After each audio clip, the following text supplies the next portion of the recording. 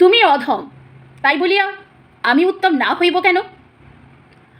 বন্ধুরা, আমাদের পৃথিবীতে যত জীব আছে, মানুষই তার মধ্যে সেরা জীব। কারণ মানুষ নিজের বুদ্ধি বিবেক বিবেচনা দ্বারা কাজ করতে সক্ষম। তাই বন্ধুরা, আমি মনে করি মানুষকে ধর্মভিত্তিতে নয়, জাতিভিত্তিতে নয়, ভাষা বা বর্ণভিত্তিতে নয়, তাদের কাজের ভিত্তিতে ভাগ করা উচিত। আর সেটা হলো ভালো কাজ ও মন্দ কাজ।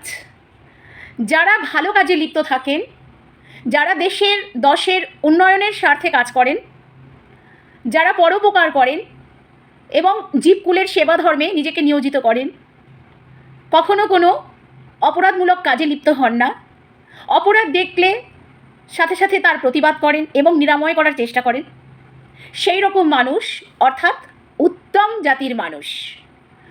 আর যারা সবসময় স্বার্থপরতা দেখান, নিজের স্বার্থে কাজ করেন, সে কাজ হতে পারে সমাজের কোনো উন্নতিমূলক কাজে লাগে না, সমাজের অন্য কারুর কোনো ভালো হয় না, তাও সে সেই কাজে ব্রতী হয় এবং সমাজে নিন্দনীয় হয়।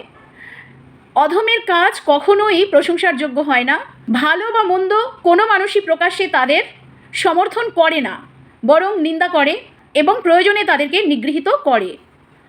আর অনেক সময় দেখা যায় সমাজের কোনো অধম ব্যক্তি বা খারাপ কাজ করা মানুষও অনেক সময় কোনো উত্তম ব্যক্তির কাজের দ্বারা পরিচালিত হয়ে তার নিজের খারাপ কাজ বর্জন করে সেই উত্তম ব্যক্তির সাথে যুক্ত হয়ে নিজেকে ধীরে ধীরে পরিবর্তন করে উত্তম রূপে পরিচিতি লাভ করতে পারে।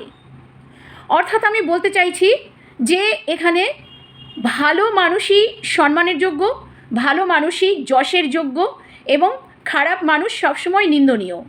তো বন্ধুরা, আমাদের সবসময় উচিত সমাজ কল্যাণমূলক কাজে নিজেদেরকে নিয়োজিত করা এবং সমাজের গরিমা প্রতিষ্ঠা করা, আর সমাজে যারা উন্নয়নমূলক কাজ করছে তাদের পাশে একজোট হয়ে দাঁড়ানো।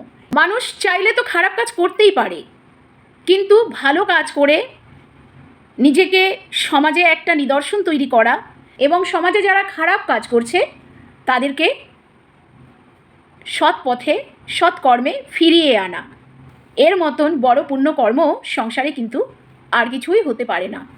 তাই না বন্ধুরা?